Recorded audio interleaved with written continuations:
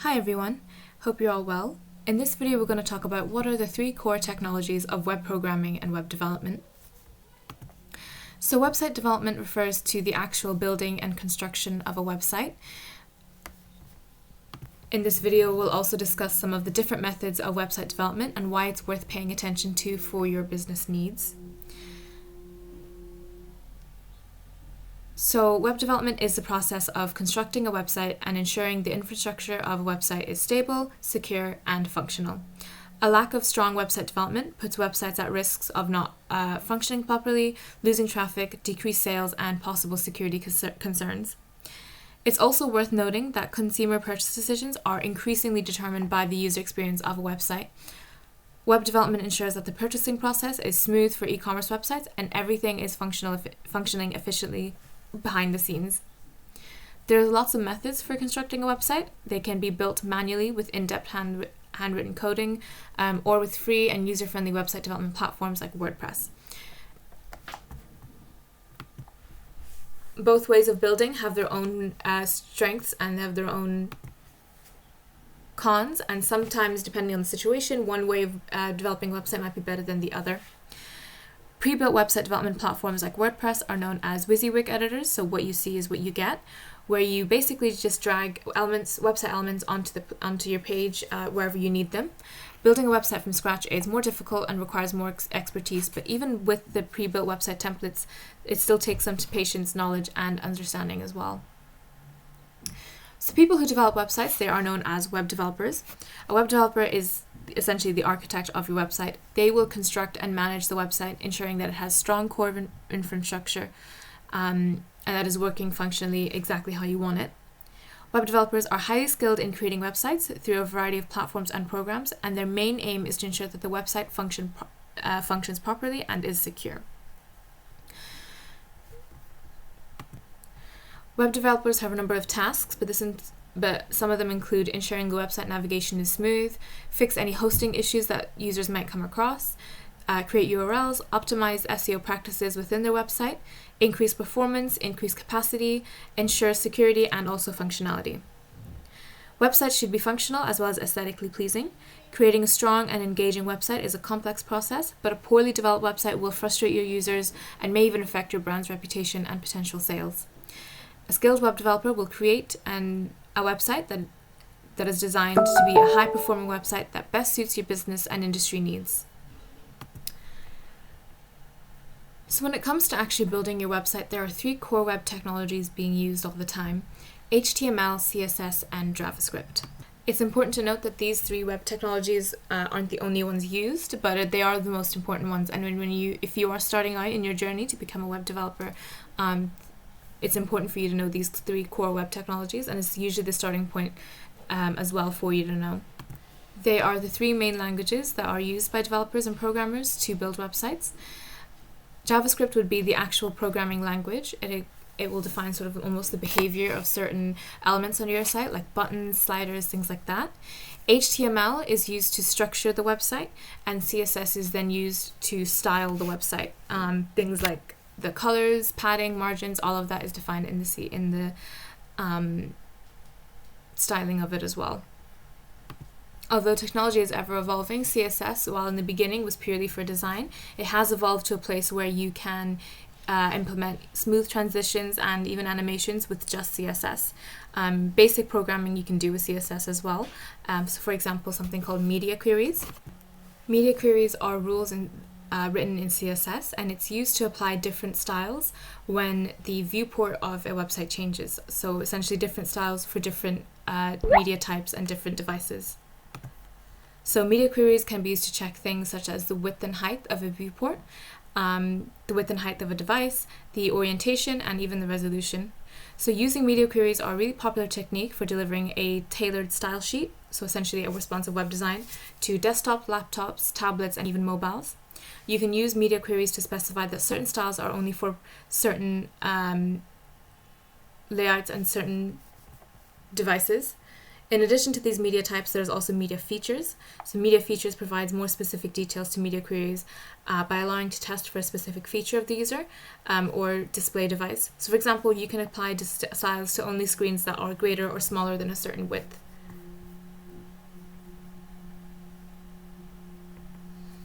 So the syntax of media queries works similar to this. So you have the media only and media type, and then the media feature, or whether or not it's a feature. So and then after that follows the actual CSS code.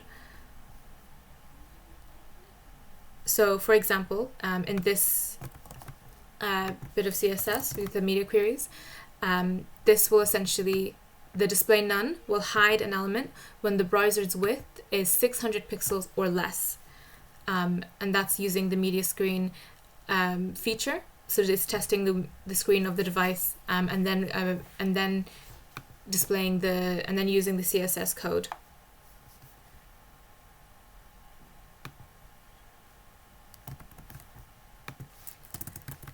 In this example, the media queries are used to set the background color to light green if the viewport is 400 pixels or less. And if we were to do another one, and just underneath, so if the screen of the device is 800 pixels or less, it'll be lavender. But if it's 400 pixels or less, it'll be light green. So in between 400 and 800, we're looking at lavender, and anything less than 400, it'll change to green. So it allows you, and that's purely with CSS, and it allows you to kind of change the behavior of how your website acts as well. So it's no longer just for design. It's used for a different number of things as well. So starting with HTML, HTML stands for Hypertext Markup Language. It's essentially a set of detailed instructions and rules, and it defines what the layout of a website should be. It's essentially used to format and structure your web page before it gets shown to you. HTML will help you structure your pages into elements, so you'll have sections with paragraphs laid out, sections laid out, images laid out as well. It'll help you structure your page into those kind of elements like the paragraphs, sections, navigation bars, and so on. A typical HTML document will look something like this. So you can see a typical HTML document. Everything is structured. You have the heading section here, and this is where you'll define the doc type, the language used, link to any kind of style sheets that you want to use, and that's all defined within the head tags of the HTML doc. And then within the body tags is where the actual page layout content will go. And you can see the markup contains web elements like heading 1s, heading 2s, heading 3. We've also got elements like buttons, and we've got list elements and paragraph elements as well.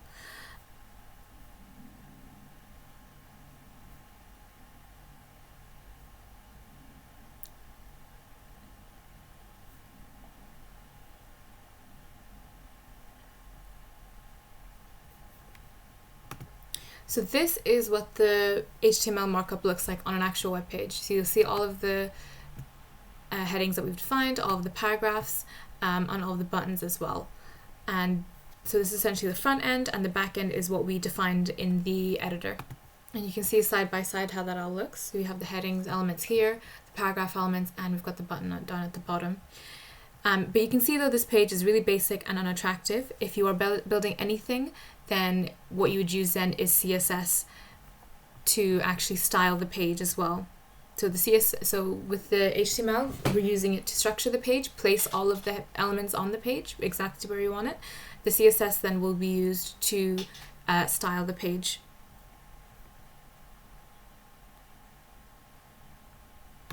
So while HTML is used to format and structure the page, CSS is a design language, and you use it to make your web page look nice and a little bit more presentable. CSS stands for Cascading Style Sheets, and you use it to improve the appearance of a web page. By adding thoughtful CSS styles, you make your page more attractive and pleasant for the user to view and use.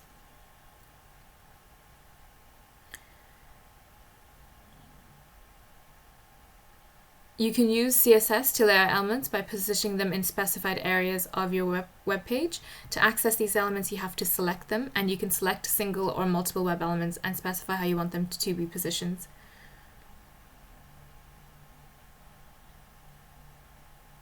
With CSS, you can set the color and the background of your elements, as well as the typeface, margin, spacing, padding, and so much more.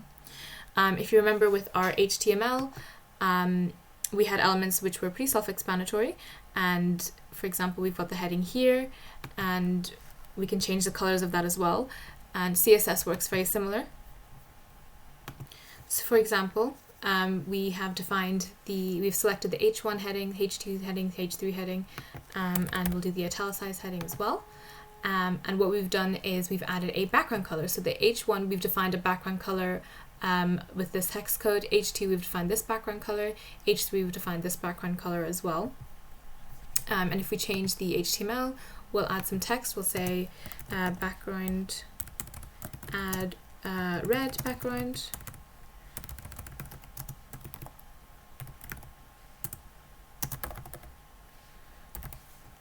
And for the second one, we'll add blue background.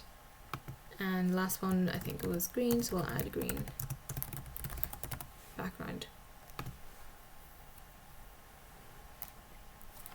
And we'll save that, and we'll save that. So the way you would link the two style sheets is, first of all, make sure they're saved in the correct area. Take the name of the style sheet that you've added here. So in this style sheet, we've called it video.css. And then in the video, so in the HTML markup text, what we're going to do is go into the head section and make sure that's linked correctly.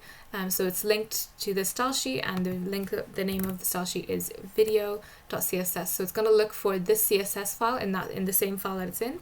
We're going to click save, and now when we refresh the page, it should then follow the style sheet. So yeah, you can see now. This is our style sheet. So heading 1, we've left it to this background color. Heading 2, we've changed it to this background color. And heading 3, we've changed it to this background color. And you can see with the italicized paragraph, we have changed the color, the font color to white, and we've changed the background color to black as well. So HTML we use to structure it, and CSS we've used to color it as well. It's changed the appearances. We access each of these elements by selecting them. So this H1 here is a selector, and it's selecting all of the H1 elements. So if you add another H1 element, maybe at the bottom,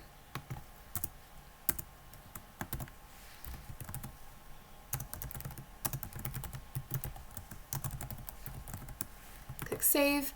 This H1 element should look exactly like this one because it's following the style sheet, and this style sheet selected all of the H1s, and it's going to apply this rule as well. And you can see it's been added just like that as well. And same goes for the heading 2s, the heading 3s, and so on.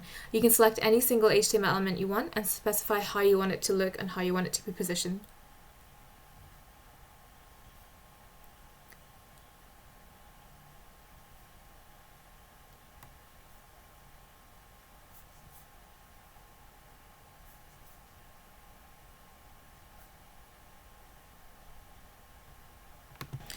Next thing then, the third core programming language, core web technology is JavaScript.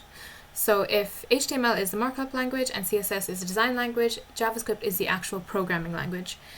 When it comes to programming languages, it's essentially rules that are written to allow elements to react in a certain way if a certain situation happens. So you can program your web page or individual elements to react a certain way and to do something when another event happens. You can program actions, conditions, calculations, network requests, and loads of other kinds of instructions. You can access any elements through the Document Object Model API, also known as the DOM, and make changes however you want them to. So the DOM is like a tree representation of a web page that gets loaded into the browser. Each element on the web page is represented on the DOM. So you can use methods like getElementById and to access elements from your web page. So JavaScript allows you to make your web page think and act, which is what programming is really all about.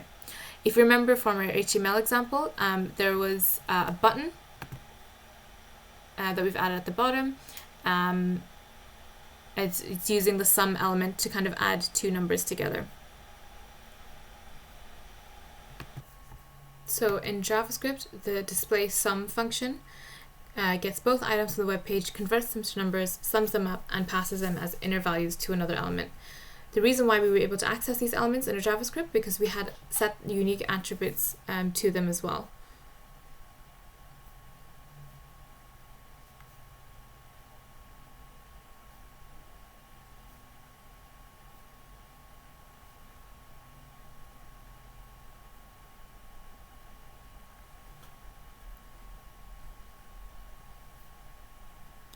So HTML, CSS, and JavaScript, we use these three languages to format, design, and program different web pages.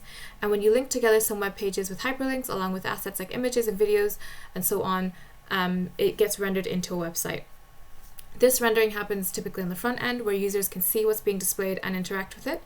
On the other hand, especially sensitive information like passwords, card details, they're all stored and supplied from the back-end part of the website, and this is a part of the website which exists only on the server computer and isn't displayed on the front end of the browser.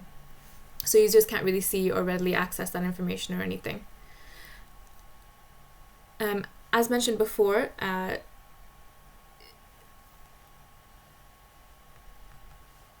the three main languages that we are, core technologies that we use are HTML, CSS, and JavaScript, and while these are the core technologies, they're not the only technologies that people use when it comes to web development. So for example, PHP is another example of a core web technology that's used specifically for building websites, especially websites built in WordPress using the WordPress CMS. So PHP is a programming language and it's a scripting language as well, and it's used to create dynamic and interactive websites. WordPress is written using PHP as the scripting language, and just like WordPress, PHP is also open source and it's a server-side language, which means that it runs fully on your web hosting server. It's important to note that if you're wanting to create a WordPress website, you don't need to know WordPress, or you don't need to know PHP at all, as you can purchase or even download for free certain themes that already come with the elements and styling all laid out. PHP is useful to know whenever you are wanting to create your own completely custom built theme, as the themes are written in PHP, and then also there's some JavaScript that you can use as well. Custom theme development and custom web development in general is a really popular option for businesses, creating websites that need bespoke functionality, complex branding, and leading performance as well. A custom built website is not bound by the confines of pre-existing website templates like used on some of the WordPress themes, or even Shopify's themes and Wix themes. It's a lot more flexible and adaptable. You will need to be or hire a highly skilled web developer to be able to create a business website from scratch and align it according to your own specifications. A custom-built website also encourages longer site visits, better conversion rates, and an opportunity for scalability as the business grows. Custom websites also allow for businesses to better manage their customers' data as well. A fully custom website offers considerably a lot more flexibility than a website builder or template-based platform. It's more expensive, but it's ideal for larger organizations that receive large volumes of traffic and need to rank higher in search engines.